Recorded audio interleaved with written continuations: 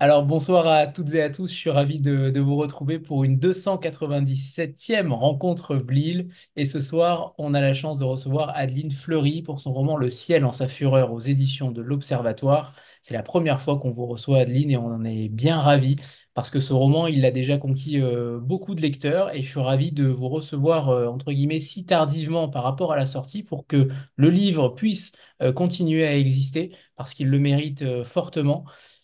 Alors évidemment, j'aimerais déjà commencer par vous connaître un petit peu, Adeline. Vous êtes journaliste, vous êtes essayiste, romancière, vous avez déjà écrit de nombreux ouvrages, notamment Le désir féminin, petit éloge de la jouissance féminine en 2022. Mais pas que, vous avez aussi fait état d'un livre sur les combattantes, avec une série télé également qui a suivi, et ce n'est pas rien. On sait à quel point le cinéma et les séries sont difficiles. Ouais. Non, je beaucoup parce que en fait, c'est l'inverse. C'est ce qu'on appelle une novélisation. Bonsoir à tout le monde. J'ai travaillé à partir des scénarios de la série et je ne suis pas à l'initiative de l'histoire des combattantes. Je rends à César ce qui appartient à César. J'ai fait un exercice d'adaptation du scénario au roman. C'est un peu Voilà. particulier. Voilà, Voilà. je vous Vous avez rends la bien, parole. Oui. vous avez bien fait de le préciser. Alors, j'aimerais savoir déjà comment vous en êtes venu à être écrivain, à comment on décide en passant dans ces différentes casquettes qui sont toutes différentes les unes des autres, mais finalement, ça reste le cœur de cible, reste l'écriture, qu'elle soit écrite, orale ou pas, mais en tout cas, écrire, j'imagine que c'est dans votre ADN. Comment vous êtes venu à cette littérature et à décider d'être romancière? Alors, est-ce qu'on décide d'être romancière? La question, elle est judicieuse. Non, moi, je viens de la presse écrite et de la presse de reportage. Donc, j'ai parcouru, sillonné la France pendant des années pour le Journal du Dimanche, au service société.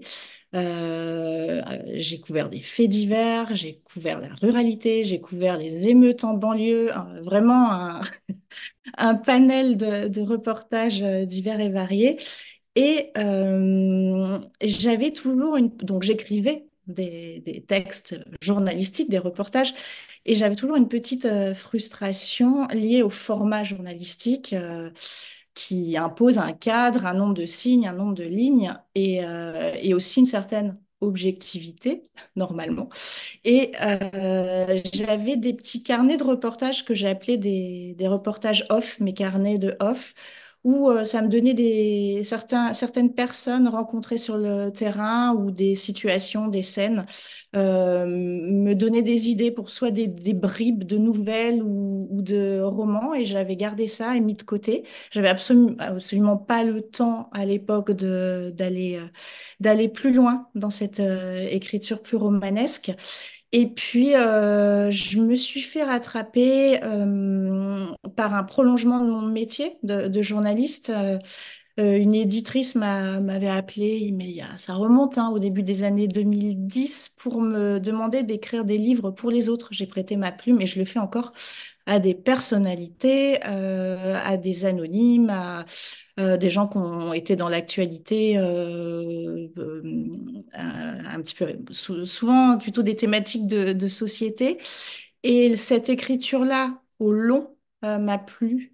Vraiment, et à un moment, voilà, j'ai basculé, j'ai eu envie de sortir de l'ombre, entre guillemets, pour écrire mes propres textes, et c'est plutôt d'abord des textes plus intimes que celui-là, que Le ciel en sa fureur, des histoires plus liées au désir féminin, comme vous l'avez dit auparavant.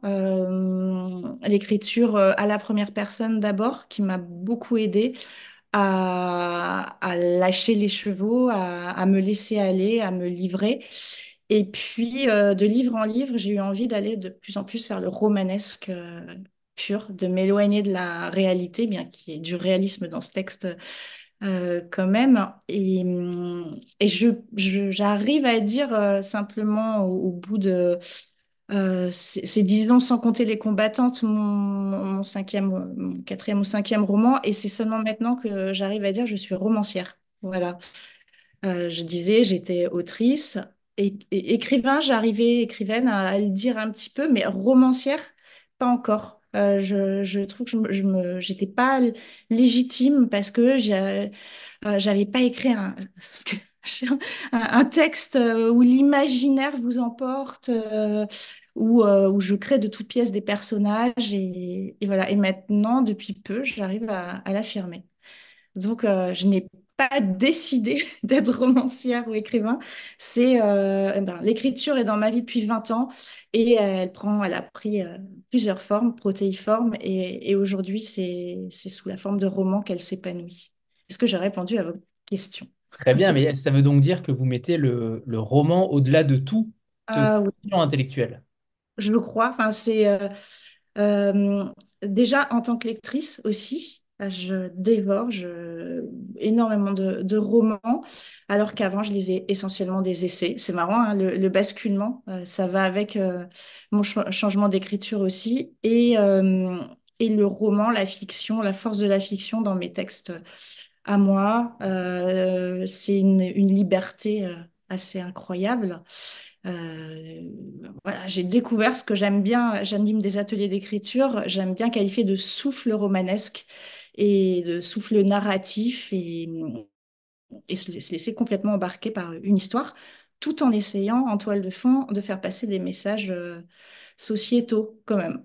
Voilà, pour ne pas renoncer totalement à ce qui m'a animée en tant que journaliste. On y reviendra parce qu'évidemment, on les entrevoit, même si vous le faites avec une grande subtilité, ce n'est jamais trop lourd au final. Vous y intégrez quelques petites phrases qui finalement nous font aussi réfléchir sur les sujets sociétaux. On en reparlera tout à l'heure. Mais justement, j'aimerais que vous nous parliez de réalisme magique, puisque ce texte en est évidemment totalement imprégné. Tout à l'heure, vous parliez de souffle romanesque et du fait que vous lisiez beaucoup. On y voit un petit peu peut-être de Borges, on y voit un petit peu de littérature sud-américaine, on y voit peut-être un petit peu de George Sand. On y voit d'influences littéraires qui vous ont forgé. Et ma question étant la suivante, évidemment, nous parler de vos influences littéraires, mais dans un second temps aussi, comment ces influences vous imprègnent ou au contraire euh, vous enlève aussi peut-être de l'intuition? Est-ce qu'un écrivain est tellement perturbé par ses lectures que ça enlève aussi peut-être un petit peu plus de côté intuitif? Est-ce que c'est réel ou pas ça? Alors, évidemment, il y a des influences, mais je pense que pour ce texte, elles sont totalement inconscientes. C'est plutôt des influences des textes que j'ai lus il y a des années, dans lesquels je me suis pas replongée récemment, et je pense que c'était un bouillonnement en moi. Vous citiez la littérature latino-américaine, Borges en particulier. Moi, j'ai fait une maîtrise de littérature et civilisation latino-américaine. Donc, j'ai beaucoup lu à cette période-là. Ouh là là, ça remonte. Mais depuis, je me suis pas replongée dedans. Comme je le disais tout à l'heure, j'ai lu plutôt des essais et de la littérature très autofictive. J'avais ma passion pour l'autofiction pendant très longtemps. Et là, c'est comme si tout ce bouillonnement, ce bain, George Sand, oui, c'est La Mare au diable, c'était là. Il y a Barbé d'Aurevilly qui m'a pas mal inspirée. C'est ma région, donc c'est forcément ça remonte. Mais j'ai pas relu ces textes-là pour écrire, dans le but d'écrire Le ciel en sa fureur. C'est plus en cours d'écriture que ça m'est remonté. Et c'était plus, je me disais, tu navigues entre deux univers, le réalisme, voire le thriller, enfin ça flirte avec le thriller et le côté magique. Et longtemps, je me suis posé la question, est-ce que je dois garder les deux? Et c'est là que je me suis dit, bah oui, la littérature latino-américaine le fait. Pourquoi nous, on s'interdirait en France de, de s'offrir cette liberté-là. Et c'est à ce moment-là que ces influences sont revenues. Et pour le côté plus thriller rural, pour la noirceur, il y a moi, j'ai beaucoup aimé les textes, les premiers textes de Frank Wyss, et je pense que c'est là. Enfin, j'écris pas du tout de la même façon, mais c'est peut-être pour poser les atmosphères. Il y a de ça dans mes influences. Et votre question, elle est très bonne. Donc, j'ai pas été perturbée par toutes ces, puisque elles sont venues, elles se sont additionnées en cours d'écriture et que vous avez employé le mot d'intuition. Et je pense être une autrice qui marche à l'intuition. J'avance, il est très structuré ce livre, mais d'abord j'ai fait un premier jet, un petit peu qui est sorti de moi un peu foutraque à l'intuition, sans vraiment penser à une structure en particulier. Et c'est à rebours que je l'ai retravaillé comme un puzzle. Mais, euh, mais voilà, surtout toutes ces influences-là, je voulais pas j'allais dire qu'elles me pourrissent et qu'elles me polluent mon texte et j'espère ma singularité. Enfin, voilà. Et après, en cours de route, pourtant, je lis pas de littérature trop fantastique ou de genre. Et la figure de Frankenstein m'est apparue. Enfin, plein de choses sont venues s'additionner dans ce texte un petit peu qui pourrait avoir plein d'influences, mais finalement des influences très, très enfouies et très inconscientes. Est-ce que j'ai répondu à votre question? Bon, c'est très bien, c'est très bien. Alors, avant de parler de cette dernière phrase que vous faites dans les remerciements, où vous dites à votre fils, vous le remerciez et vous dites, ça y est, j'ai terminé mon roman, sauf que ça a duré 2 ans. Alors, avant de Hmm. parler de ça, j'aimerais que vous nous parliez de la genèse déjà de ce roman-là. Comment cette idée, parce qu'en réalité, il y a tellement de choses dans ce roman que je ne sais même plus par où commencer. Il y a beaucoup de choses et en même temps, c'est extrêmement, c'est court finalement. On a envie d'en voir 10 fois plus peut-être, mais ça aurait été peut-être un petit peu trop long. Mais cela étant, il y a beaucoup de choses, il y a beaucoup de thématiques qu'on va aborder tout au long de la rencontre. Mais c'est vrai que la genèse de ce roman, on ne sait pas par quel angle vous avez attaqué. Est-ce que vous avez attaqué par le côté rural, le côté Cotentin et de ce village français? Est-ce que vous avez attaqué du côté réalisme magique? Est-ce que vous avez attaqué du côté sociétal finalement? Du côté du royaume des fées, je ne sais pas, mais en tout cas, il y a beaucoup d'angles finalement sur lesquels vous avez peut-être dû déclencher quelque chose, déclencher la création artistique. Laquelle est-elle? Alors, il y a eu plusieurs éléments déclencheurs, d'où peut-être ces couches et sous-couches. Euh, il y a eu d'abord cette expérience en fait qui donne lieu à une scène assez inaugurale du texte où je suis allée moi-même voir une rebouteuse, une magnétiseuse, ce qui a donné naissance au personnage de la vieille. Je l'ai un peu évidemment pris pas mal de liberté avec, mais toujours est-il que je suis allée voir une rebouteuse pour un problème de peau. Et je sais pas si, enfin ça va mieux depuis, mais je sais pas si c'est elle ou d'autres choses ajoutées qui m'ont guéri, entre guillemets. Mais en tout cas, je suis sortie de cette séance complètement bouleversée, vidée d'énergie. C'est comme si elle m'avait enlevé mon mal est happé de l'énergie. J'ai dormi pendant des heures derrière. Et pendant plusieurs jours, j'étais complètement obsédée par cette scène que j'avais vécue, au point de voir la coucher sur papier. Et ça a donné lieu à un premier chapitre où ce personnage de Grande Stéphane est venu alors que c'est pas moi, elle me ressemble pas, et elle m'est tombée dessus d'un coup. Et donc j'ai écrit ce chapitre-là, qui est pas le premier chapitre du texte en l'état. J'ai mis ça de côté. Là, on est en novembre 2021, ouais, je crois, oui, c'est ça.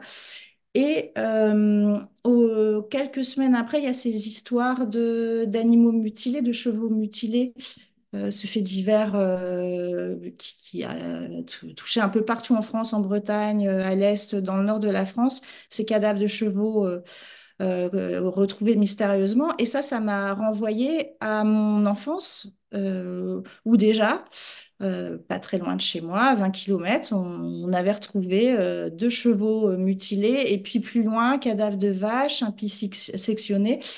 Et voilà, donc c'est à quelques semaines d'intervalle, il y a la rebouteuse, les chevaux mutilés. et ce livre de contes que j'avais chez moi, Contes et légendes, d'ailleurs d'un monsieur qui s'appelle Fleury, mais c'est pas du tout mon aïeul. C'est assez, assez savoureux, c'est comme un signe que je lisais et que mon père me lisait quand j'étais petite. Et puis, je me suis replongée dedans. Et là, il y avait tous ces ingrédients que j'avais envie de... Ça faisait longtemps que j'avais envie d'écrire sur la ruralité et la campagne. Et je me suis dit, ben voilà, les chevaux mutilés, la rebouteuse, les contes et légendes, un peu de réalisme magique, et on secoue tout ça. Et je vais essayer de tisser une histoire autour de ces ingrédients-là. Voilà, donc c'est trois éléments déclencheurs pour cet acte d'écriture. Voilà. Et alors, en effet, c'est un très bon pitch de démarrage, ça c'est évident. Mais alors justement, sur cette phrase où on a l'impression, avec cette phrase que vous dites à votre fils, ça y est, j'ai terminé mon roman, et on imagine que toutes les semaines ou tous les mois, peut-être, vous lui disiez cette phrase, et que finalement, il n'est jamais terminé. Est-ce qu'un roman est complètement terminé? Est-ce que, en relisant aussi Le ciel en sa fureur, vous aviez envie d'y corriger, d'y ajouter des choses? Est-ce que finalement, c'est l'écriture d'un roman, ce n'est pas un long fleuve tranquille, c'est le moins qu'on puisse dire, mais 2 ans, est-ce que ça a été 2 ans de souffrance? Est-ce que ça a été 2 ans de difficulté pour créer l'univers que vous vouliez absolument? Non, c'est 2 ans par par bribes, en fait, des moments d'écriture, parce que je ne fais pas que ça pendant 2 ans. Et c'est des moments arrachés au quotidien, dont le quotidien avec un jeune adolescent qui est là, et qui est là souvent et qui me laisse écrire, et c'est assez agréable. Mais c'est un texte que j'ai beaucoup. Alors, il n'est pas très très long comme ça, mais que j'ai énormément retravaillé. Il y a eu vraiment des phases. Il y a un premier jet qui sort très vite. Et là, je ne suis pas totalement satisfaite de mon premier jet. Je le retravaille, je rechange l'ordre des chapitres, je sacrifie des personnages. Il y en avait encore beaucoup plus, trop, beaucoup trop, parce que j'arrivais pas à les lier à l'intrigue principale. J'avais à cœur que tout soit relié par un fil narratif. Et je l'ai retravaillé pendant plusieurs semaines, toute seule. Puis je l'ai fait lire à un agent littéraire qui m'a dit, moi en l'état, je le fais tourner. Voilà, ça c'est l'été de 2022, ouais, c'est ça. Non, 2000, on est en quoi? 2024, oui. Enfin bref, qu'importe. Et il y a eu une autre phase, une fois que le texte est arrivé entre les mains de mon éditrice. Elle aimait ce texte, mais elle m'a fait un retour. Mais ça partait dans tous les sens, avec plein de pistes de retravail encore. Et là, et j'avais d'autres propositions de maisons d'édition, mais certains proposaient très peu de retravail. Et moi, je sentais que le texte, il n'était pas encore abouti. Et cette d'Anna Burlac aux éditions de l'Observatoire On m'a aime beaucoup. On aime bah, beaucoup Dana Burlac. m'a poussé à assumer complètement le côté réalisme magique, alors que une autre maison d'édition voulait me prendre dans une collection noire. Vous voyez, vraiment, moi j'adore le polar, aucun problème, mais ça voulait dire que, parce que dans l'édition française c'est un peu comme ça, si on fait le choix d'aller en noir, eh ben, en gros, on reste en noir pendant des années, quoi. Là, je faisais un, un énorme saut et j'ai pas envie d'écrire du thriller derrière. Je veux pas enfin, la littérature blanche offre plus de possibilités, je crois, et je crois que je saurais pas écrire un vrai bon polar en fait. Donc, il y a ça aussi. Et ensuite, avec Dana et une éditrice qui s'appelle Flandrine Rapp qui travaille avec elle, elles m'ont ouvert des portes, mais sans dénaturer l'essence de ce texte, en fait. la magie qu'elles avaient sentie, les personnages un peu chorales comme ça. Et là, j'ai rebossé pendant 3 mois non-stop sur le texte et elles m'ont fait passer vraiment des caps d'écriture en me posant les bonnes questions. Donc, c'est pour ça que mon fils m'a vu à plusieurs moments dire, ça y est, le texte, j'ai fini mon roman. Mais non, parce que c'était des phases, des étapes. Et là, je pense qu'il est vraiment, enfin, je sais pas, c'est toujours perfectible, mais je pense qu'on a été au bout du truc quand même. La boucle est bouclée, même si le personnage de la grande Stéphane, elle s'en va, elle quitte ce village et peut-être qu'on pourrait la retrouver dans une autre histoire, mais j'en suis pas là. J'ai un peu de mal à la lâcher, elle, j'avoue. Et à force d'aller en librairie, de faire des rencontres comme ça avec vous, je me rends compte que ces personnages, ils sont encore très prégnants et présents en moi, quoi. J'écris autre chose, mais ils sont là encore. Et je veux pas qu'ils se convoquent qu'ils s'invitent dans mon prochain texte, mais ils sont encore vraiment très présents. Et ça se sent parce que, ils sont véritablement très bien incarnés et clairement, la grande Stéphane fait partie de ces personnages-là qu'on n'a pas envie de quitter. Euh, alors, Aurélie demande si tous vos ouvrages ont demandé autant de temps. Est-ce qu'il y a des différences entre peut-être les différents genres que vous avez écrits? Ah oui, alors forcément, un texte comme Le Petit éloge de la jouissance féminine, qui est en plus enfin beaucoup plus court, je l'avais écrit en 3, 4 mois, disons. Voilà, mais les romans, non. Enfin, les romans, c'est 2 ans à minima en vrai, pour quelque chose d'abouti, de travailler. Et écrire si on peut écrire un texte par an, mais je trouve non, et même 2, 3 ans. Enfin, je pense que c'est pas mal 2, 3 ans pour un vrai bon roman. Et les autres, non, non, mais mes romans, c'est toujours à peu près 2 ans quoi, de travail. Alors parfois, il se chevauche, hein. J'avais pas fini Les Frénétiques que j'avais commencé celui-là, en vrai. Mais il y a toujours une histoire d'avance aussi qui. Est-ce que ça compte dans la phase d'écriture, les moments où déjà on pense au suivant? Ça peut, ça peut. Alors, j'aimerais qu'on redémarre à rebours sur l'Inkipit, qui est quand même, qui commence extrêmement fort, où il pleut quand même des crapauds. Et c'est là toute votre puissance aussi dans le romanesque, c'est que vous nous faites croire que c'est du magique, mais finalement, ça existe déjà. C'est le genre de choses qui est comparable évidemment au dix plaies d'Égypte. Tout le monde aura la référence, bien entendu. Mais pour le coup, ça existe, ce genre de choses. Ça existe. Par des grands vents, par des phénomènes météorologiques à travers le monde. Ça existe déjà, mais finalement, quand on vous lit, on a l'impression que c'est devenu magique parce que vous utilisez les mots qui vont aussi, le champ lexical qui va avec le réalisme magique. C'est quoi cette histoire de d'Inkipit extrêmement puissant qui nous met dans le bain? Et finalement, pendant tout le livre, il y a beaucoup de scènes comme ça qui on pense en tout cas, on pense que c'est de la magie, mais finalement, vous nous embarquez avec de la magie. Oui, alors je tenais à ce qu'il y ait un incipit et une scène un peu forte dès le départ pour donner le ton. Euh, et aussi inscrire ce village et puis ce lotissement à côté sous le sceau d'une malédiction, finalement, et d'un danger qui vienne du ciel ou d'ailleurs. Enfin, je dis pas tout dans l'Inkipit. Et d'ailleurs, dans la temporalité, ça ne se passe pas au tout début, mais j'y reviens au milieu du texte. Et en fait, la scène se situe dans la temporalité au milieu, finalement. Et, euh, et oui, cette pluie de grenouilles, de crapauds, oui, évidemment, c'est une plaie d'Égypte.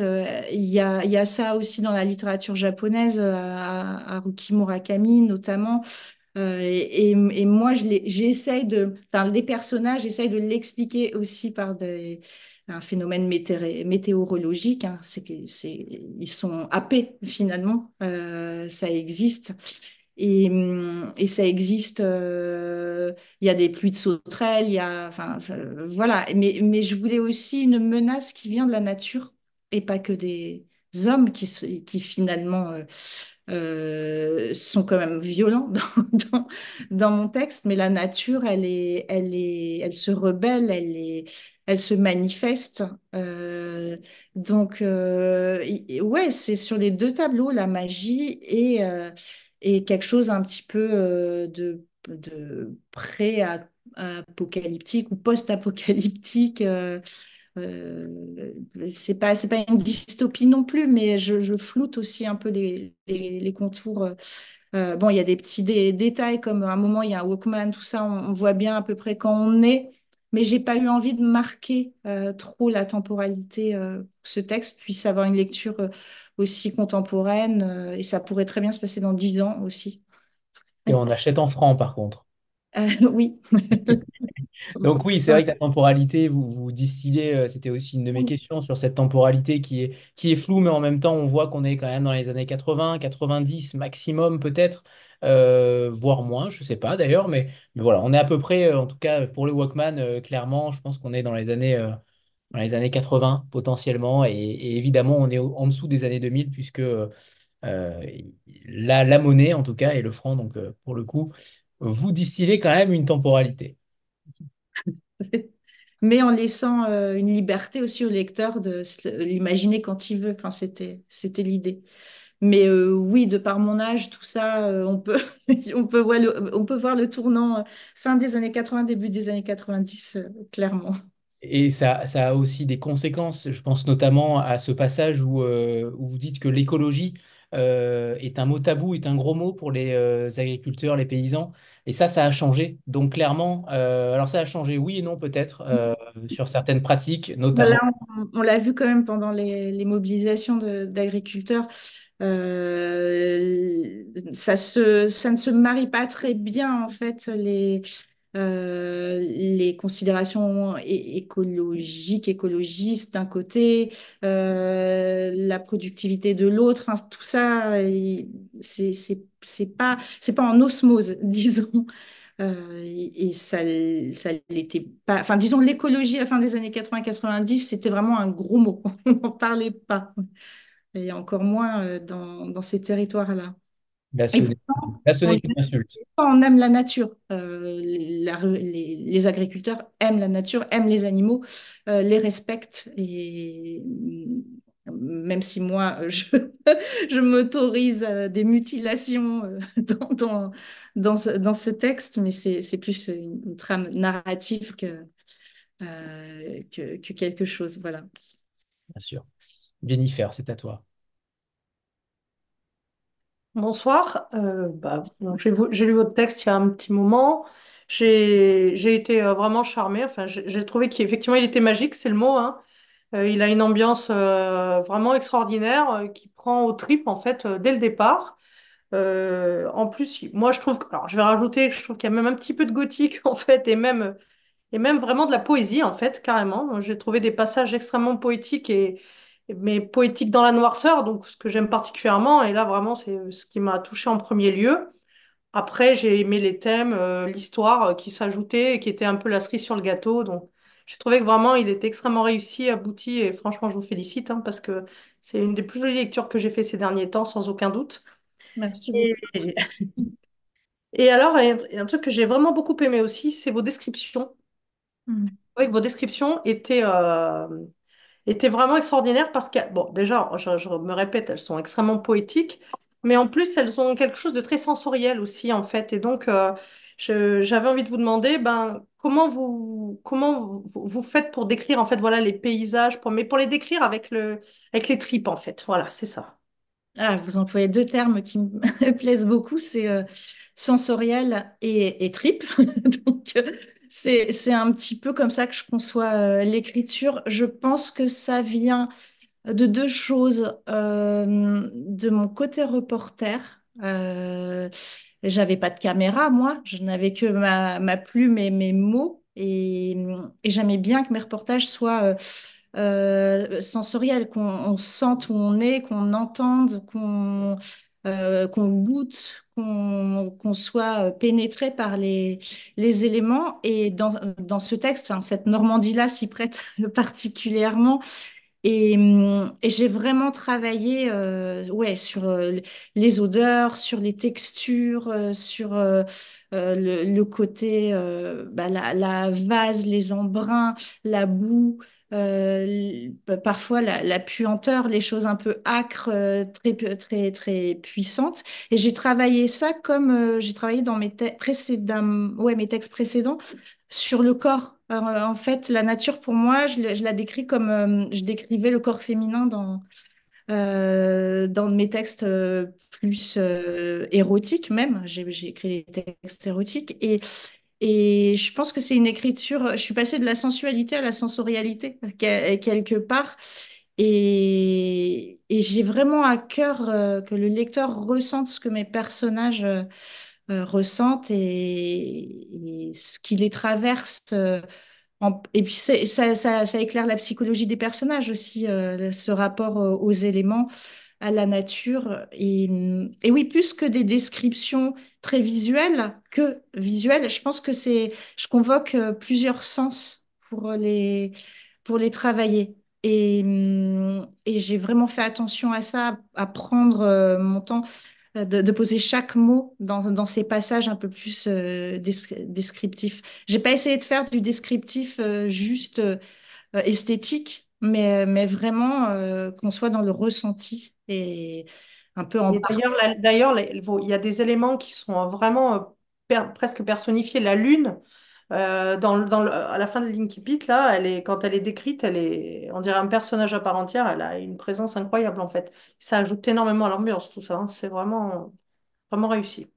Ouais, merci. Je pense, oui, la lune, et puis il y a aussi tout cet univers lié au conte.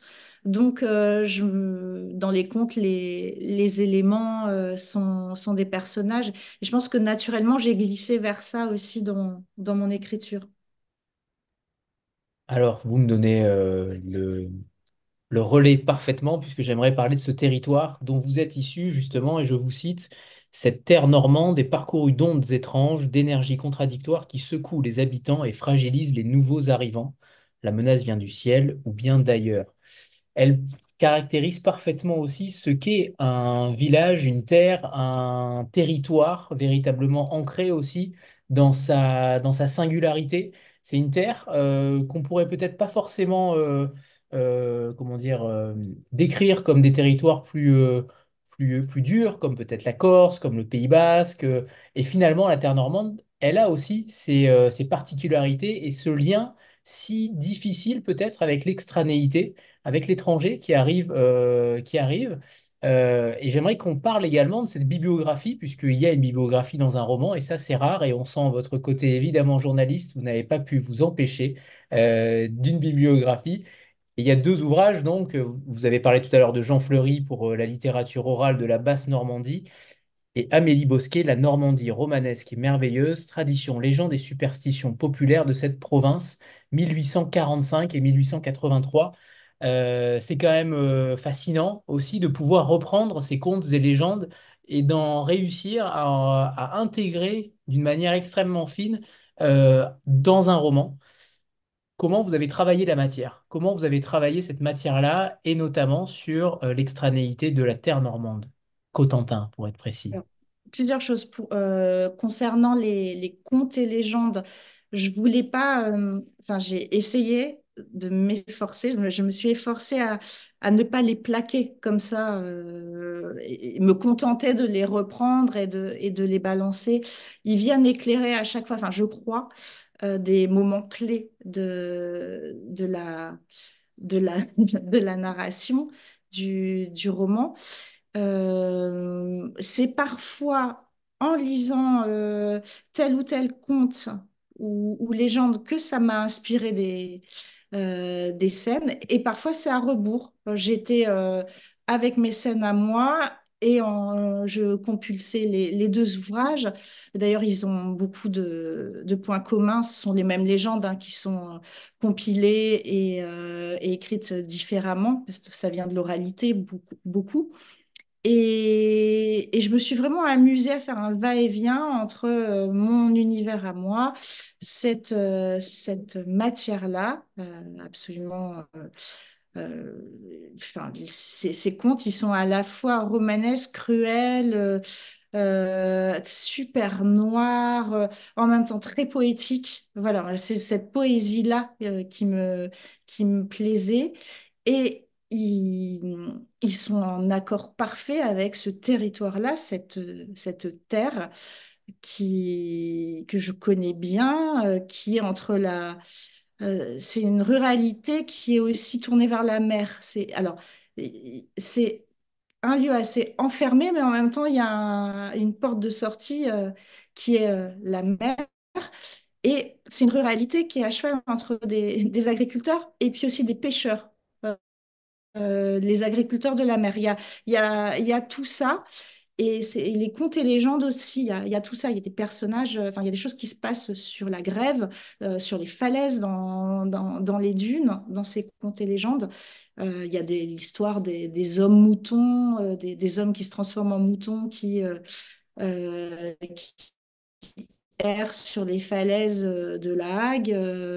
Tout ça, c'est dans ces recueils. Et moi, j'avais envie de... Enfin, c'était très enfoui.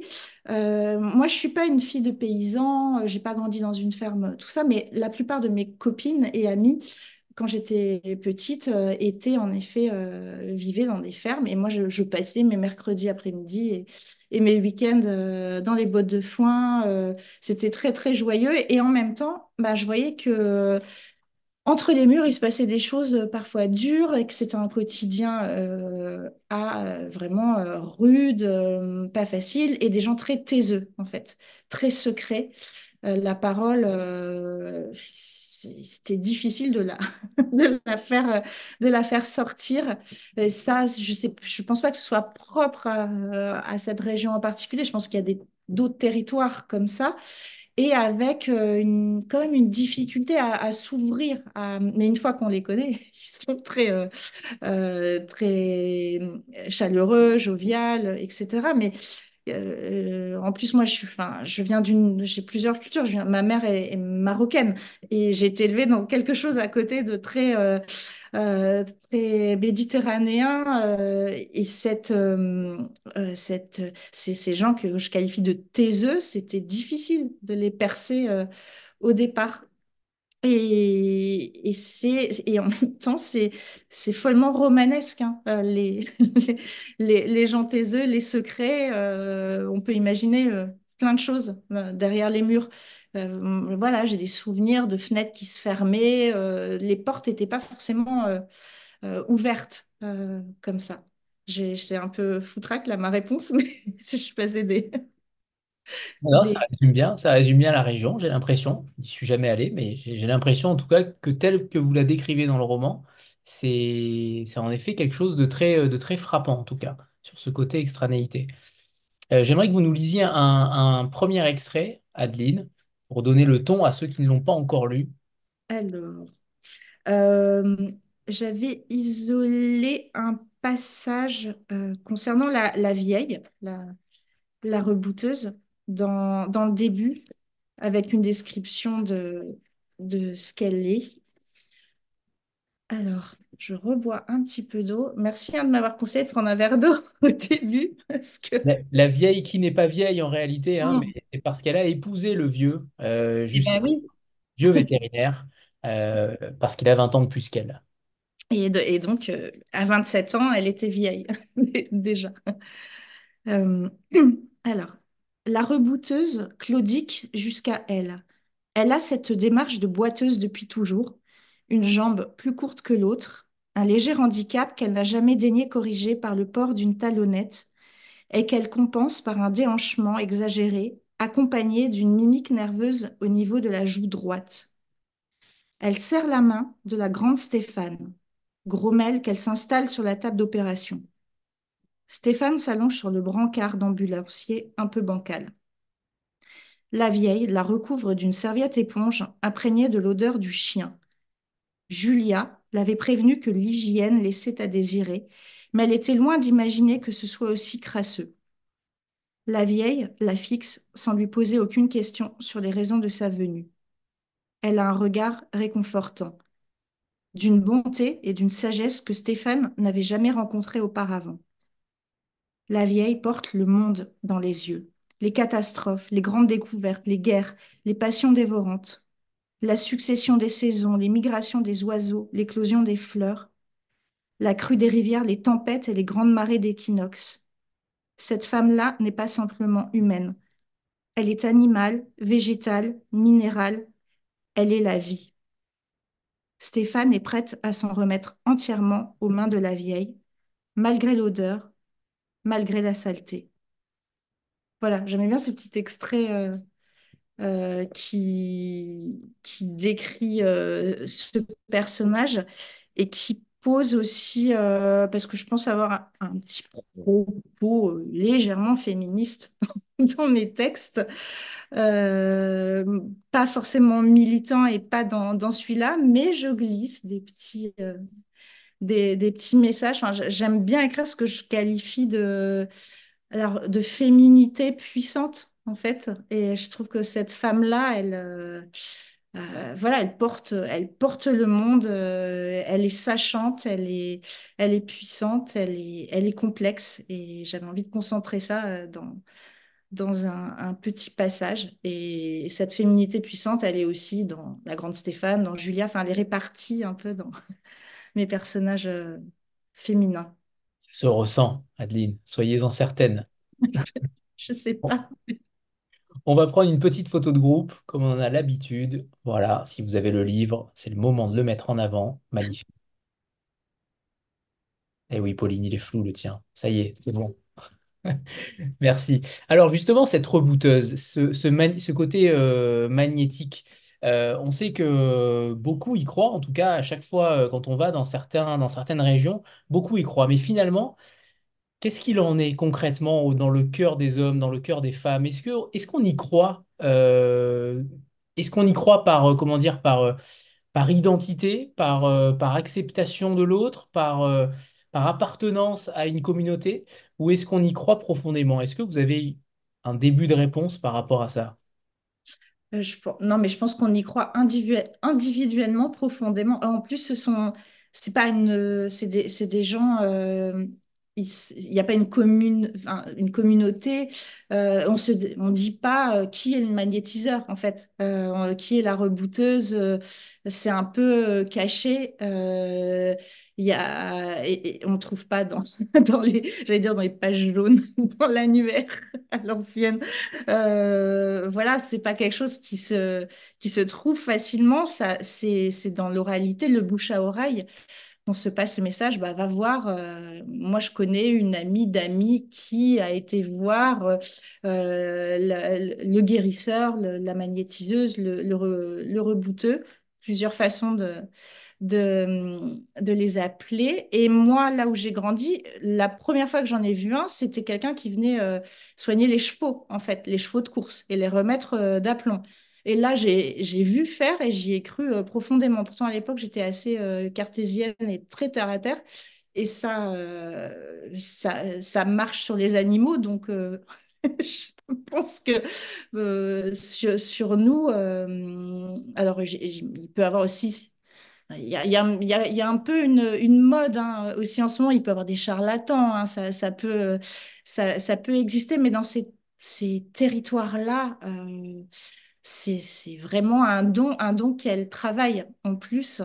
Et voilà, et là, en allant en librairie un peu partout en France, il y a pas mal de gens qui me racontent, moi aussi, j'ai été voir un magnétiseur pour X raisons, et c'est assez bluffant. Et dans les hôpitaux, maintenant, on fait appel à eux. C'est marrant, la médecine les intègre pour les grands brûlés, notamment, on appelle ça des barreurs de feu ou coupeurs de feu pour les maladies de peau, pour certains cancers. Je ne dis pas que ça guérit des cancers, hein, je ne suis pas médecin, mais ce sont des adjuvants. C'est plus des oppositions. On n'oppose pas la médecine à ce qu'on qualifiait avant je sais pas, de sorcier quelque part. Et moi, j'ai envie d'y croire. Ah Et, bien, la, et, ce avec la sont, vieille, on y croit. et ce sont des gens qui sont très ouais, en fusion avec la nature aussi. Et je pense qu'il y a, c'est ça, il y a une énergie que nous, on est peut-être coupé de ça, comme les urbains, on est coupé de la nature. Peut-être que de vivre dans une terre comme ça, balayée par les vents, les embruns, il y a des énergies qui traversent et ça doit peut-être accentuer les choses quand quelqu'un a un don de cet ordre-là. Ce qui m'a frappé aussi dans votre roman, Adeline, c'est l'absence quasi totale de dialogue, direct en tout cas. Il y a cette manière de raconter ce que disent les gens, ce que disent les personnages, de manière extrêmement aussi fine, et c'est un choix évidemment éminemment volontaire et j'imagine ciblé. Est-ce que c'était le cas depuis le début, dès les premières versions? Il fallait ce style narratif, cette manière de parler indirect. Ah oui, oui, alors moi je crois que je ne sais pas dialoguer. En fait, c'est aussi ça. Je ne sais pas, enfin, dans Les Combattantes, là, j'étais obligée de dialoguer parce que ça venait d'un scénario et c'est une autre forme de littérature. Et j'ai pas le dialogue direct facile. Je dois, enfin, j'ai l'impression qu'on entend mes personnages, mais dans un style indirect. Enfin, c'est mêlé. Et ça, ça doit venir aussi de la presse écrite, finalement. On doit donner à entendre, mais sans être passé par les tirés et le style, enfin le dialogue direct. Je crois que je sais pas dialoguer, tout bêtement. C'est, ou alors, c'est très rare dans mes précédents romans, quand il y en a, c'est trois lignes comme ça, euh, des dialogues très très courts qui portent un message à chaque fois assez fort, mais je ne suis pas à l'aise avec l'art du dialogue. Mais j'ai l'impression ouais, on entend mes personnages, en fait. Ah bon, clairement, ce n'est pas du tout un défaut du roman. Au contraire, je pense que ça gagne en profondeur et en imaginaire aussi. Ça permet d'ouvrir un petit peu plus les portes de simples dialogues qui souvent, il faut le dire, dans la littérature française, ne sont pas forcément de bonne facture. C'est pas simple d'écrire des bons dialogues et pour le coup, je trouve que c'est une très bonne astuce. Bravo, voilà.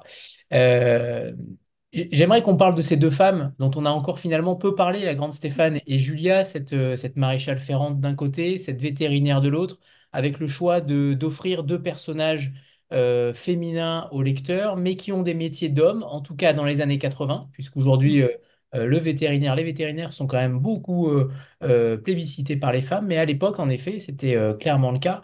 C'est cette volonté d'insérer de la féminité dans un milieu extrêmement masculin. C'est une volonté aussi extrêmement forte, mais j'aimerais que vous nous parliez de ces deux personnages.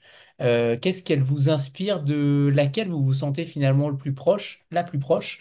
Vous avez dit tout à l'heure que la grande Stéphane était encore dans votre tête, évidemment. Et on comprend parfaitement cette analogie, mais comment vous les raconteriez, ces deux personnages? Elles sont, euh, elles sont nées en même temps. D'abord la grande Stéphane, puis Julia très vite, d'un chapitre. Elles se sont imposées à moi et les métiers tout de suite aussi. C'était une évidence. La vétérinaire d'animaux de ferme, venant de la ville, donc qui n'a pas manipulé des chevaux et des vaches avant d'arriver. Et la maréchale ferrante, oui, on peut le dire, on s'est posé plusieurs fois la question et je tenais à ce que ce soit féminisé dans le texte. Ça, moi, j'en ai pas vu. Alors peut-être maintenant il y en a forcément, elles sont très, très peu. Mais à l'époque, j'ai vu beaucoup de maréchal ferrant masculins venir dans les écuries où je montais à cheval, tout ça. Et c'était un métier, moi, qui me fascinait, mais vraiment. J'étais toute fluette adolescente, mais c'est quelque chose que j'aurais adoré faire, être au contact comme ça des chevaux dans les écuries 24 heures sur 24. Et Et voilà, donc elles se sont imposées à moi et tous mes personnages, enfin, j'ai l'impression que j'ai travaillé en duo. Il y a beaucoup de duos hein, dans ce texte. Et là, c'était le premier duo. Et j'avais quitté un texte, le précédent texte qui était Les Frénétiques, où il y avait deux personnages féminins. Mais alors là, c'était une histoire plus de désir entre deux femmes. Là, il y a un moment, je creuse pas l'histoire d'amour parce que c'était pas le sujet et ça faisait beaucoup d'histoire dans l'histoire. Mais il y a quand même cette question de la fluidité. C'est un texte qui peut être gender fluide avec ces deux personnages-là. Et elles ont une forme de sororité aussi, une autre forme d'amour peut-être. Je les ai travaillées, une plus masculine a priori, et grande et forte et puissante, mais en même temps, elle est pleine de fêlure, la grande Stéphane, et de fragilité, et Julia, plus féminine de prime abord, et en fait, qui a une certaine force. Enfin, elles se nourrissent, c'est des vases communicants, ces deux personnages. Et peut-être qu'à elles deux, elles incarnent une féminité absolue, un truc un peu total. Est-ce que ce serait la femme idéale? Je n'en sais rien. Mais voilà, tout comme dans les jumeaux, alors là, les jumeaux blonds, c'est le prince charmant divisé, quoi, en deux. C'est, c'est un petit peu ça. Et je me suis rendu compte, mais presque inconsciemment, que mes personnages marchaient par duo, des tandems, presque tout le temps. C'est vrai. Et ils ont tous en eux aussi une certaine dualité. C'est ça qui est aussi très intéressant. Tous, hein, autant qu'ils sont. Je pense pas qu'il y en ait un qui soit manichéen. J'ai aucune. Euh, je pense pas. Je pense ils ont aussi cette part d'ombre et de lumière en eux, et c'est ça qui donne aussi encore un petit peu plus d'épaisseur à chaque personnage. J'aimerais que vous nous parliez peut-être aussi de l'enfant fée, le fêté. Je ne sais pas si c'est un véritable terme d'ailleurs. Et J'imagine dans que les oui, contes, oui, apparemment. oui, oui, Voilà. tout à fait. Oui, oui. Alors qu'est-ce que le fêté pour ceux qui n'ont pas encore lu le livre? Cet enfant fée. Alors, l'enfant fée des légendes, il existe sous plusieurs formes, mais il y a plusieurs légendes autour des fées dans le Cotentin. Mais en gros, on dit les fées se sont penchées sur son berceau. Mais là, ce ne sont pas pour des bonnes raisons, c'est pour voler un peu les âmes des enfants, quelque part. Et je trouvais cette histoire un peu, enfin, complètement dingue. Il y a des fées maléfiques, il y a des bonnes fées, d'où mes personnages un peu dichotomiques qui oscillent entre le bien et le mal. Et voilà, et j'ai cherché dans mes personnages réels le petit garçon bizarre, le fils de Marie et des éleveurs de vaches, qu'on peut qualifier, parce qu'il y avait un autre enfant fée, qui est l'enfant, le petit Jojo, l'enfant du vieux et de la vieille, mais qui lui est, c'est pas, enfin, même ceux qui l'ont pas lu, et on sait très vite il est mort voilà, des conditions mystérieuses. Et la vieille préfère se raconter que c'est un enfant fait plutôt que d'accepter la dure réalité du drame. Et ce gamin, ce gosse bizarre, qui est un peu à la marge, qui est un peu bouc émissaire, qui traîne partout, chaque fois qu'il y a un cadavre d'animal, il est dans les parages. Quand il y a la pluie de grenouilles, il est dans les parages et on le désigne un peu comme il est maléfique, il est pas clair ce gamin. Et en fait, moi j'y vois un personnage très poétique de peut-être de gamin hypersensible et qui est pas qui a du mal à s'intégrer avec les autres. C'est un texte aussi sur l'enfance, hein, ils sont cruels tous ces enfants entre eux. Et lui, voilà, il est mieux, il se sent mieux avec la vie minuscule, les orvées, les vers de terre, ça grouille, à traîner dans les dunes, dans cette maison abandonnée. Et il se construit comme ça, il est clairement différent. Et je voyais l'incarnation d'un enfant fée, enfin d'une fée. Et sa mère aussi, un peu, Marie, elle en a presque peur de son enfant. Elle n'a pas de prise dessus. Donc l'altérité, elle est là aussi. Et au sein même du village, il y a des personnages qui sont rejetés, comme celui-là, qui va marcher avec le géant, qui, qui lui est le marginal par excellence, mais ils vont s'éclairer l'un l'autre. C'est un texte très noir, je l'avoue, je le reconnais, mais avec pas mal de lumière aussi dans ces duos de personnages. Chaque fois, j'essaye qu'ils soient poétiques, enfin j'espère.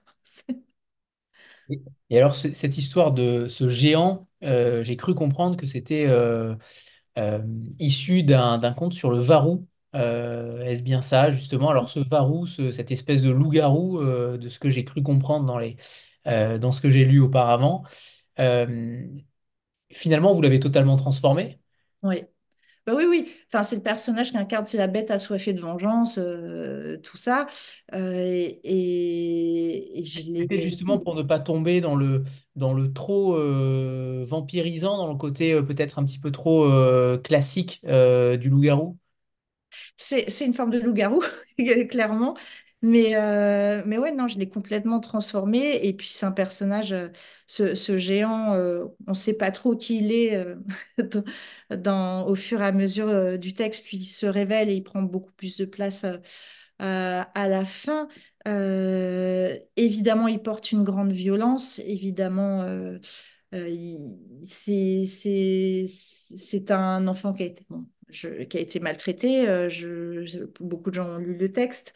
C'est quelqu'un qui a été enfermé, cloîtré, qui a vécu dans le noir, qui s'est échappé et qui revient clairement pour se venger. Mais je voulais aussi qu'il ait des fêlures, des failles, des fragilités et une part d'humanité. En fait, c'est un monstre, oui, mais c'est c'est pas qu'un monstre.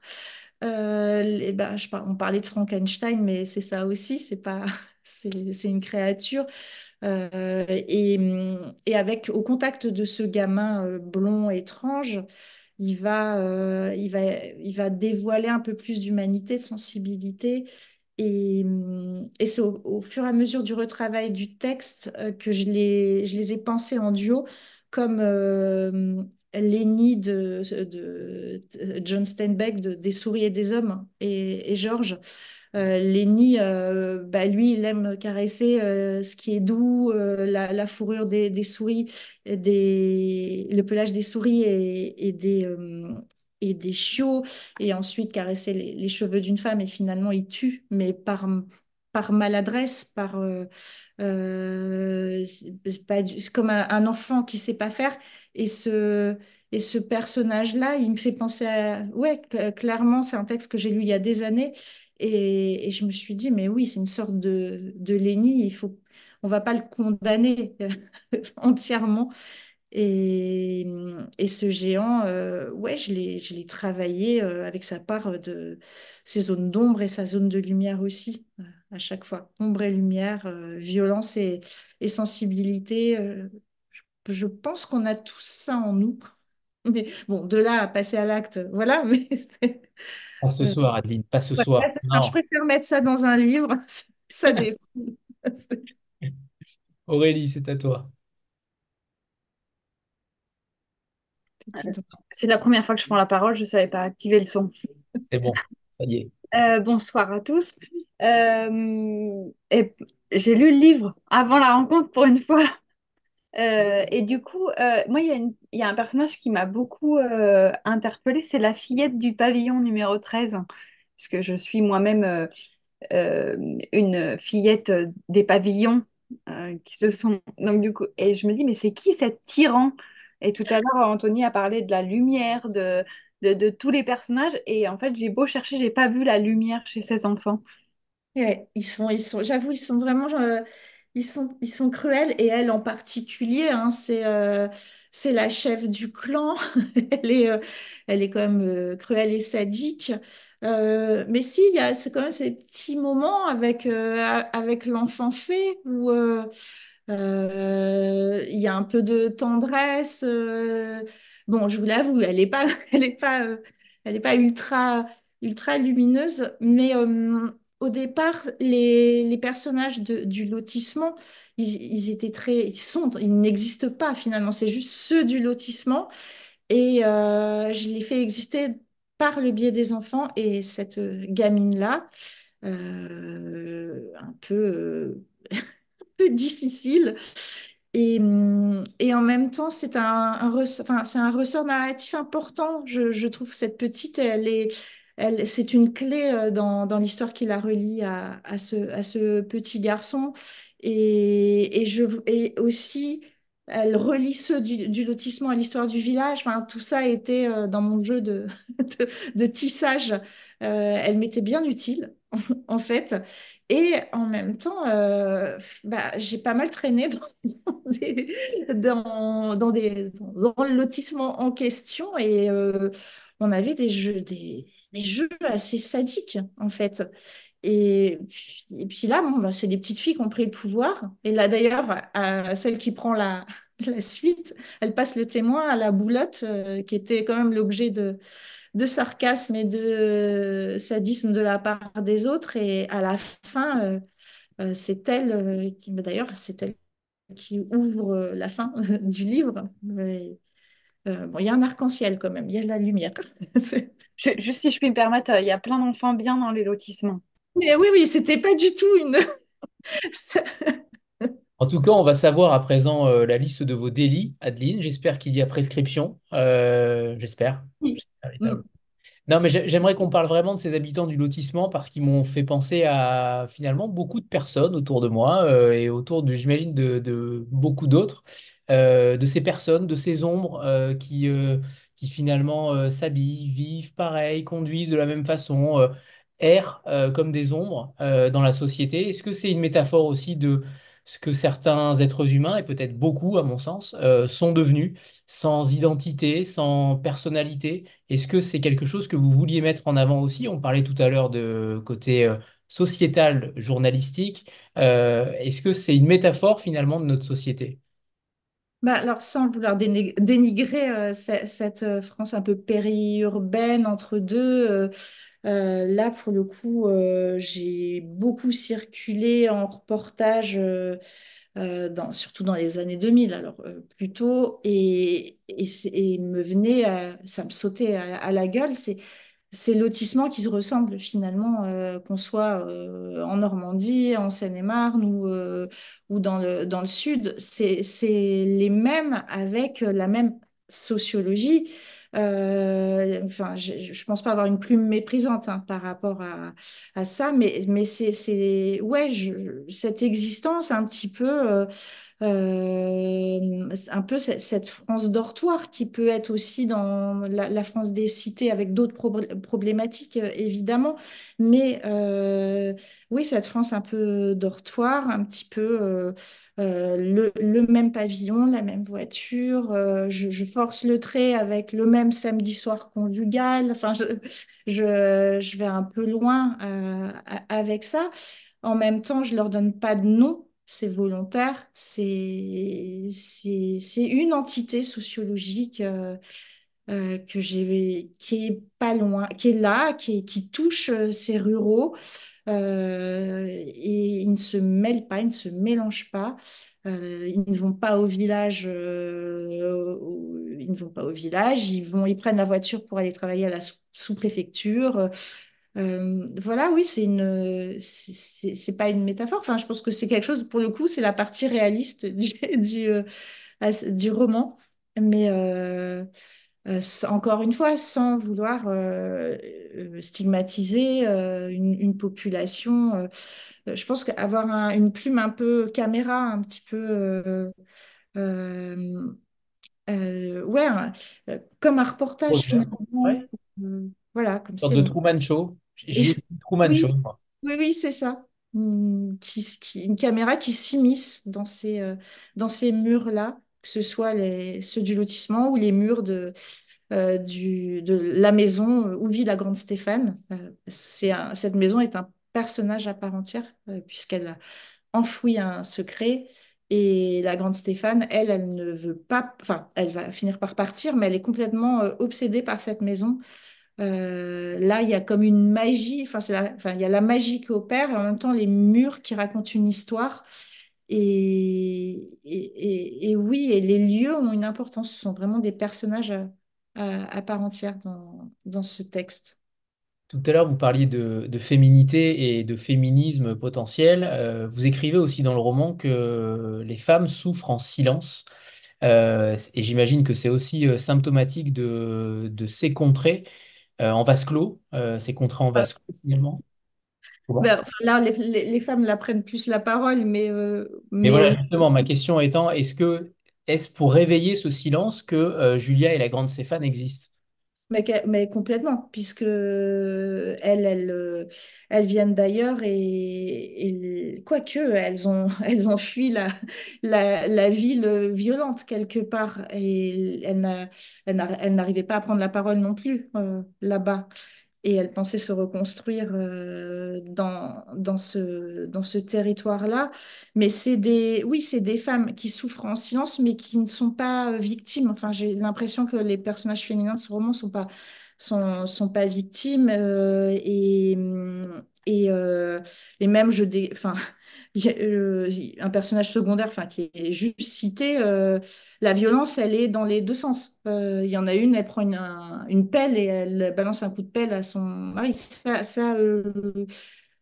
je ne l'ai pas vécu, mais c'était dans le voisinage d'une amie. Donc, c'est des choses là, Du moins fréquent.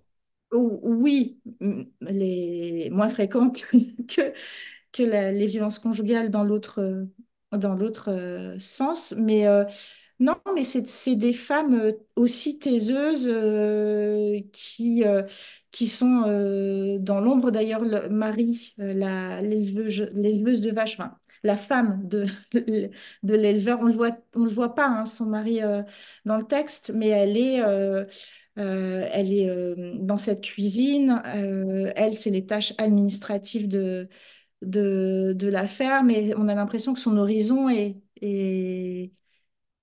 cantonné à cette table de cuisine. Et ça aussi, c'est quelque chose que j'ai vu. Alors peut-être moins maintenant, mais c'était le cas dans cette ruralité de la fin des années 80 en tout cas. Et ces deux personnages féminins de l'extérieur, elles sont suspectes aux yeux des hommes, mais aussi aux yeux des femmes qui ne sont pas habituées à ça. Et oui, elles viennent un peu secouer tout ça. Ils sont même attendus au tournant, notamment pour Julia. Ah, oui, ah bah oui, oui, oui, parce qu'elle prend le relais des animaux de ferme, enfin du vieux, et au départ, c'est pas évident de lui faire confiance finalement. Est-ce qu'elle sait faire, elle qui a soigné que des chatons et des perruches en ville, quoi, quelque part. Et Julia a raison, c'est vrai qu'elles sont finalement plutôt modernes pour des femmes des années 80. Et là, ne chantez pas, hein. Est-ce qu'elles sont modernes Oui, bah oui. Puis la grande Stéphane, elle a un passé très urbain, de culture underground, de la nuit. Vraiment, elle est en opposition avec ce monde de la ruralité. Et l'homophobie, je l'ai un petit peu diluée dans le texte. Je voulais pas en faire un sujet principal, mais c'est là aussi, enfin, c'est dans cette peur de l'autre, de l'étranger, quel qu'il soit. Euh, et les hommes essayent de séduire la grande Stéphane, mais elle se laisse pas faire. Et après, il y a des on-dit sur elle et Julia, et très très vite. Mais finalement, c'est pas quelque chose qui prend de la place dans le roman, mais c'est en des petites touches comme ça que je balance des petites pistes de réflexion aussi. Tout à fait. Alors j'aimerais qu'on parle aussi du titre et notamment de l'épigraphe, puisqu'il est issu de Jean de La Fontaine, Les animaux malades de la peste. Comment vous avez décidé ça, trouvé ça? Est-ce que c'est un poème, une fable, pardon, qui vous a animé en tout temps? Est-ce que, au contraire, le processus a été inversé? Et vous avez écrit le roman et ensuite il a fallu trouver un titre et finalement celui-ci s'y prêtait parfaitement. Comment s'est passée cette recherche du titre? Alors, il s'appelait pas du tout comme ça au départ. Il avait un titre de travail très très éloigné de ça. Il a circulé sous un autre titre et la direction commerciale de la maison d'édition ne le trouvait pas assez accrocheur et j'avais à cœur de le trouver moi-même, ce titre. Je ne voulais pas qu'on me l'impose et j'étais obsédée par un titre qui est déjà pris par Nicolas Mathieu aux Animaux Lagarde. Mais ça, ce titre était, je me le répétais 150 fois. Il est pris, il est pris, il faut renoncer, arrête, arrête. Et donc j'ai relu Les animaux malades de la peste, parce que c'est tiré de la même fable et même de la même strophe.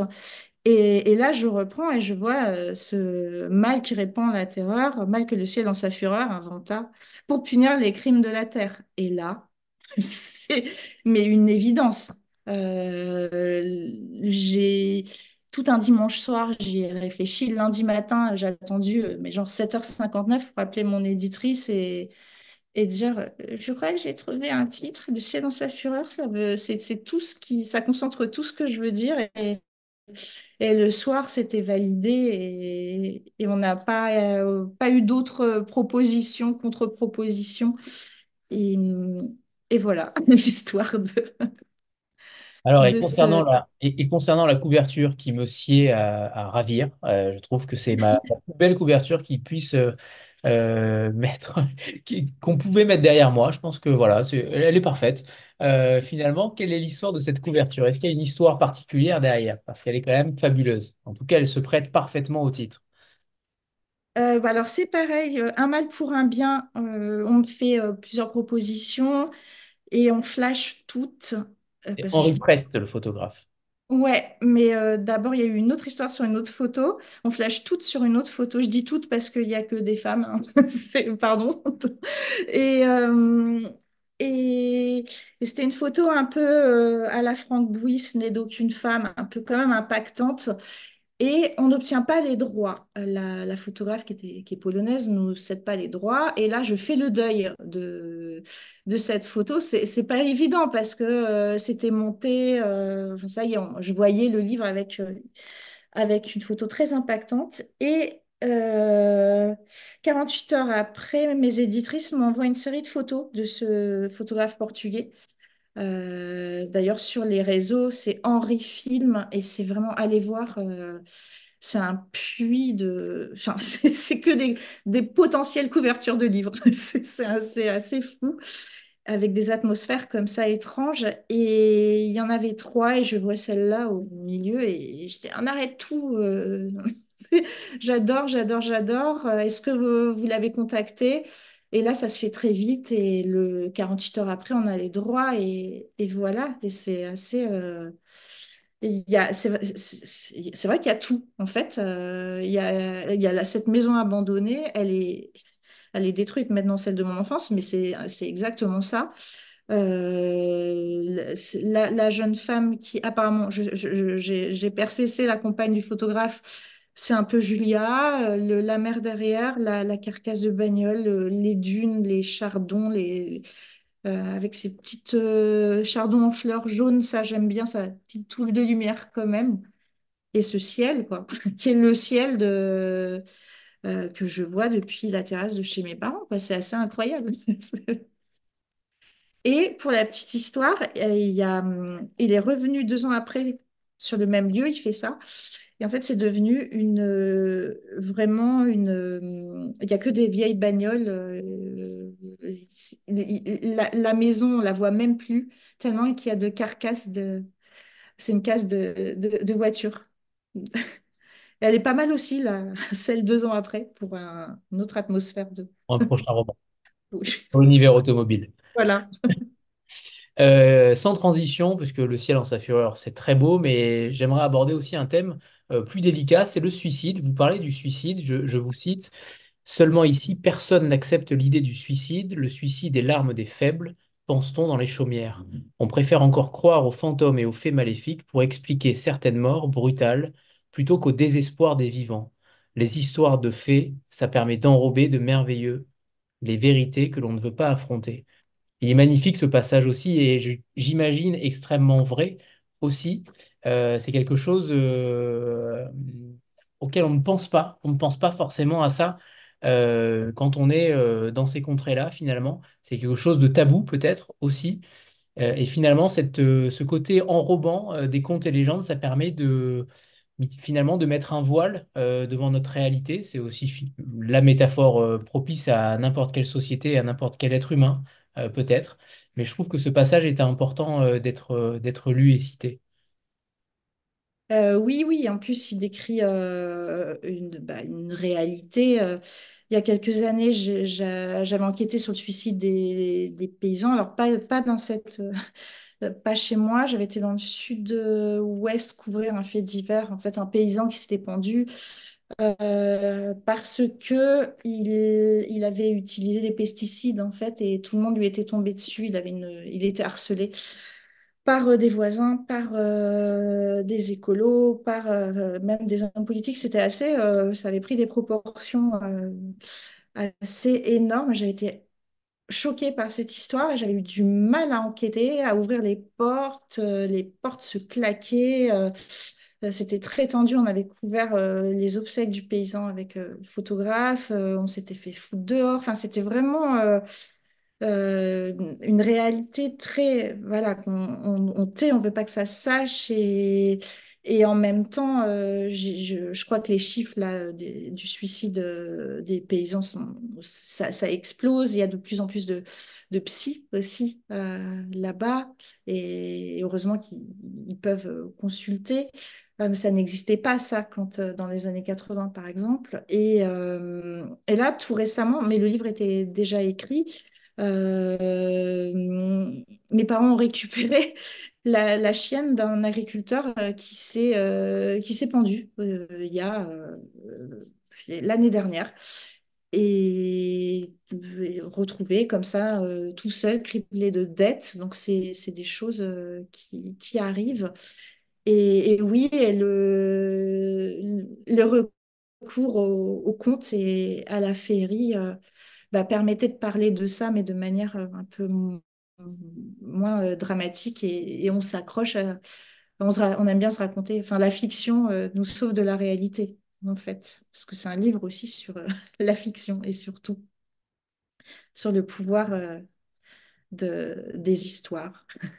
Alors, on va rester dans la noirceur puisque je me pose une question récurrente aux écrivains de l'avenir. Dans 50 ans, finalement, on sera en 2074. Là, vous avez fait un bond dans le passé, dans les années 80. Maintenant, je vous transpose dans 50 ans. Que voyez-vous finalement, Adeline Fleury? Et vous avez le droit d'utiliser un magnétiseur ou un rebooteux pour vous aider. Mais elle est incroyable cette question. Surtout que moi là j'ai des périodes. Je suis quelqu'un d'assez jovial, je souris à la vie, tout ça. Mais disons que depuis 2020, je trouve qu'on enchaîne quand même pas mal de catastrophes et j'ai des moments de carrément un jour sur deux, c'est la Troisième Guerre mondiale hein, dans ma tête. Donc voilà, moi j'en suis là. Mais quand même, j'essaye de me projeter en étant maman, en voyant les adolescents de l'âge de mon fils, qui, malgré... alors, là aussi, il y a beaucoup il y a suicide adolescent, tout ça depuis le Covid, mais quand même, il y a une jeunesse, je trouve d'abord extrêmement militante, extrêmement politisée. On dit que la politique, ça n'intéresse personne, mais je trouve qu'il s'accroche à des sujets essentiels, en fait, que sont le féminisme, les minorités, l'écologie, et l'arrivée aussi on parle d'intelligence artificielle, tout ça, nous, ça nous fait peur, et eux, ils en parlent d'une façon très positive, mais maman, regarde quand Internet est arrivé, regarde ce que ça a changé à notre vie. L'intelligence artificielle, on va l'utiliser de façon, j'allais dire intelligente. Enfin, euh, Pas quand toujours. entre de bonnes mains, ça peut, notamment en médecine, ça peut être des avancées assez extraordinaires. Et même dans l'art, euh, tout en nous enlevant pas cette capacité qu'on a à nous de créer et d'écrire et d'inventer des histoires, mais dans les arts plastiques, enfin, je pense qu'il y a plein de choses et l'artiste sera quand même à l'origine de l'acte de création. Alors là, on n'est pas dans 50 ans, mais on est peut-être dans 5 ans, quoi. J'ose espérer que l'humanité... Enfin, voilà, enfin, on dit toujours, enfin, je pense que peut-être enfin, le pire a été... Enfin, il y a déjà eu des périodes de l'histoire quand même ultra sombres, encore beaucoup plus violentes, parce que là, on a l'impression que tout est surpuissant et surviolent, mais le Moyen Âge, c'est c'est pas une période que j'aurais aimé traverser, en fait. Donc, j'ai envie, je sais pas, je vais aller voir Dune 2 là, ce week-end, et peut-être me projeter dans une autre humanité. J'ai envie quand même d'être un peu... qu'il y ait de la lumière. Après, le réchauffement climatique, ça craint quand même, quoi. Est-ce que dans 50 ans, on va tous aller dans le Cotentin, déjà? Ils vont pas être contents. Mm. Et eux, ils vont Ils vont migrer, bondir. Ils vont bondir. ils vont bondir. Voilà, non, mais cette question, elle est trop dure. Je ne suis pas Madame Irma. Et je vous pose une deuxième question qui est beaucoup plus simple, puisque je demande toujours aux écrivains de donner un auteur méconnu, un petit peu moins, voilà, un petit peu moins connu, que ce soit de manière littéraire ou de manière tout simplement de manière en tant qu'homme, en tant que femme. J'imagine que vous avez choisi une femme, j'en suis presque sûr. Ah oui, oui, mais alors j'ai été chercher dans la littérature italienne. Donc, Ah, ouais, je fais toujours ça, je suis maligne comme j'ai pas mal d'amis écrivains, tout ça en France pour pas heurter les uns les autres. Oui, tu m'as préféré. Non, en fait, moi j'ai une passion pour une autrice italienne qui n'est plus vivante, qui était contemporaine de Moravia et d'Elsa Morante. C'était Anna Maria Ortese. Et cette autrice, alors elle est née à Rome, mais elle a beaucoup vécu à Naples. Elle a écrit un texte fabuleux qui s'appelle La mer ne baigne pas Naples. Et alors c'est pas Naples, c'est pas la carte postale, hein, c'est intense, dur, très social. Et à côté de ça, elle a écrit des petits textes. Alors là, j'en ai un, c'est chez Actes Sud, un endroit où aller, un peu flirtant avec le réalisme magique. Justement, et celui-là, c'est des nouvelles, ça s'appelle Le Monacello de Naples et le fantasme. Et elle fait, c'est fou, j'ai lu ça là récemment.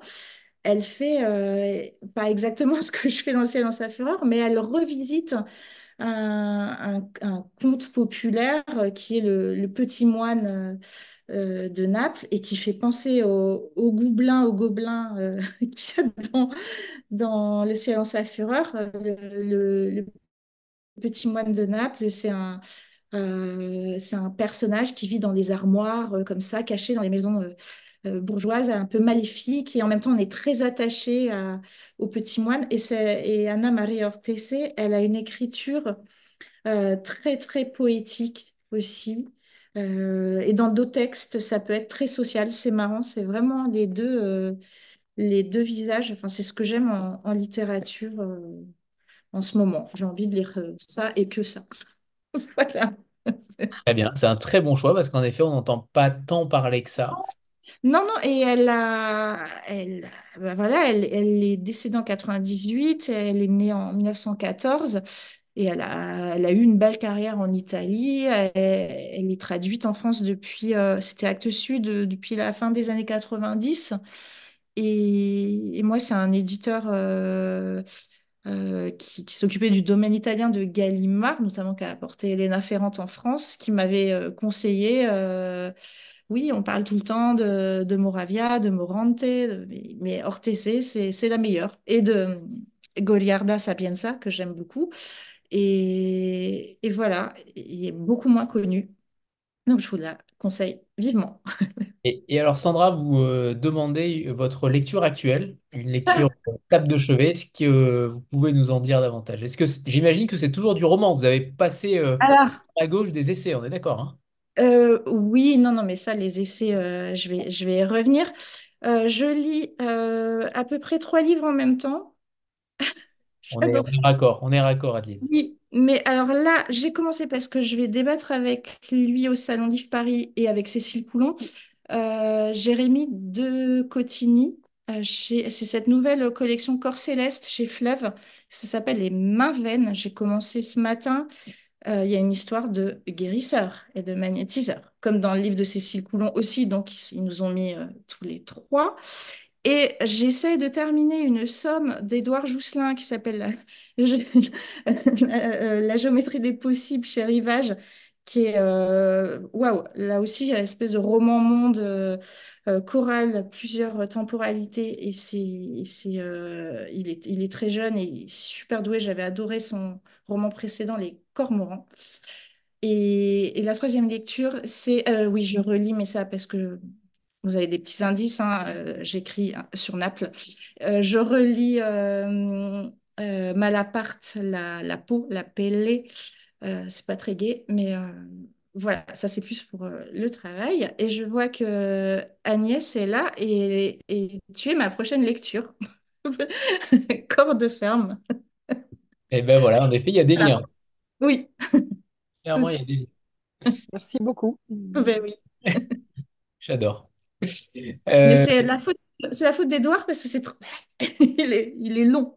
Son, son pavé de 600 et quelques pages, mais vachement bien. Voilà.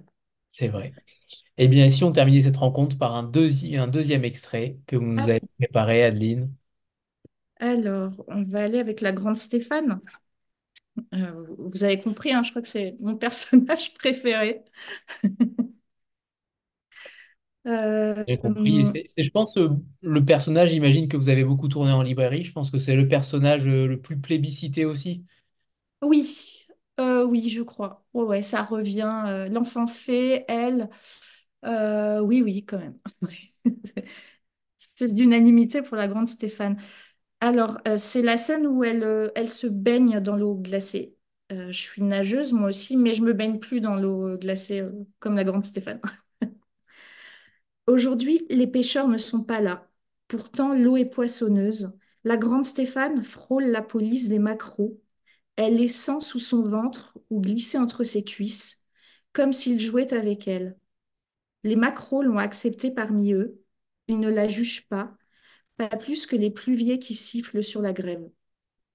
Plus elle s'approche de la bouée, plus le banc de poissons s'épaissit. La mer devient noire à force. Ça recommence. Une inquiétude la saisit. La grande Stéphane se sent observée. Elle tourne régulièrement la tête vers le haut de la dune, repère le gosse bizarre qui crapahute dans les oyats. Elle le voit souvent traîner ici. Il passe peu de temps sur les bancs de l'école. Elle garde la tête sous l'eau quelques poussées. Prend une grande inspiration. Le petit a disparu. Pourtant, Stéphane se sent épié. Cela perturbe sa nage et accélère son souffle. Elle n'ira pas jusqu'à la bouée. Il faut qu'elle sorte. La menace se rapproche. Les maquereaux tournoient. Elle a très froid. Le gosse a filé, mais il y a quelque chose de poisseux et lourd dans l'air. Elle regagne le rivage, s'empresse de sortir de l'eau, court péniblement sur la vase violette par endroits. Elle est freinée par une vive douleur. Elle vient de marcher sur une coquille de moule. Un morceau de coquillage s'enfonce dans la plante de son pied. Elle grelotte en retirant les éclats coupants. Elle n'a rien pour nettoyer. Elle fait demi-tour pour tremper la petite plaie dans l'eau de mer. Le froid et le sel lui arrachent un cri. Le sang se mêle à l'écume et aux bancs de poissons de plus en plus compacts, excités par le fluide humain. Pour la première fois, les maquereaux lui font peur. La mer et son peuple lui semblent soudainement hostiles. Il faut qu'elle quitte les lieux. La panique la saisit. Elle en ignore l'origine. L'enchaînement de la séance avec la rebouteuse et la découverte de la veille la perturbe. Tout se mélange dans sa tête. Le petit Jojo, les poules déchiquetées, la fontaine aux fées, les araignées, elle est vidée. Une grande fatigue s'empare d'elle malgré les heures de sommeil forcé par les mains magiques de la vieille. Elle a ferré 3 chevaux depuis ce matin. D'habitude, elle se déplace une bonne dizaine de fois dans la journée. Mais là, elle a annulé les interventions de l'après-midi. Son corps n'aspire qu'au repli et au repos. Elle crache dans la mer une salive brune. Elle boite jusqu'au pied de la dune, se frotte énergiquement avec sa serviette, puis s'emmitoufle dans son peignoir éponge et une grande couverture. Elle grimpe difficilement la dune. Le sable s'éboule à son passage et recouvre les chardons bleus. Elle inspecte la lande. Personne en vue. Pourtant, elle sent le drame s'abattre sur elle. Voilà. Le sens du teaser. Du teaser. Parfait. Et alors, une dernière question, parce que vous avez quand même lancé une petite bouteille à la mer, parce que vous Ah, disiez à l'instant que, et oui, tout le monde acquiesce de la tête, je vois Dodeline de la tête, que vous écriviez sur Naples. Alors, est-ce que le roman est, entre guillemets, en voie de construction? Est-ce que vous pouvez nous en dire peut-être quelque chose, un petit indice où vous en êtes véritablement qu'au début et que vous ne pouvez rien dire encore? non, alors c'est trop tôt. Mais ce qui est certain, c'est que il y a Naples, mais c'est Naples sans. Encore une fois, je ne dis pas que c'est Naples, mais là, je vous le dis à vous. Mais il y a des éléments qui. Plein d'indices. Et il y aura des personnages bizarres aussi. Et un petit peu de merveilleux. Peut-être moins de violence.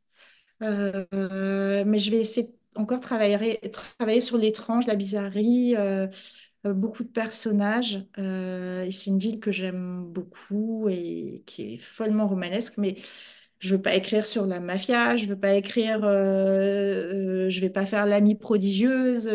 Enfin voilà, je veux creuser une histoire à moi avec enfin, je vais essayer de déplacer mon écriture sensorielle dans cette zone, Naples et ses banlieues. Voilà. Le sensoriel et Naples, c'est un euphémisme. Oui, Hum, voilà. Mais merci. je ne sais pas plus, c'est déjà trop. C'est déjà beaucoup, très bien. Merci infiniment, Adeline, pour vos mots, pour vos explications, pour votre roman, bien entendu, parce que clairement, il ne ressemble à aucun autre. On a parlé des influences, mais clairement, vous vous en détachez totalement. Et ça, pour tous ceux qui l'ont lu, clairement, c'est quelque chose de puissant, de fort et de métaphorique aussi, à mon sens, beaucoup de métaphores, même si parfois on les cherche un peu, mais on les trouve à un moment donné dans le récit. Donc, bravo et merci, Adeline Fleury. Merci à vous toutes et à toi. Je ne sais pas s'il y avait d'autres garçons. J'ai pas vu. Ah, peut-être, oui. Je ne sais Peut-être, peut-être, on ne sait pas. pas. Peut-être que c'était la grande Stéphane qui était là aussi. Tout est possible. Merci à tous, merci Adeline. À très bientôt. Super. Au revoir. En longue route au ciel en sa fureur. Merci. Au revoir à tous. Au revoir.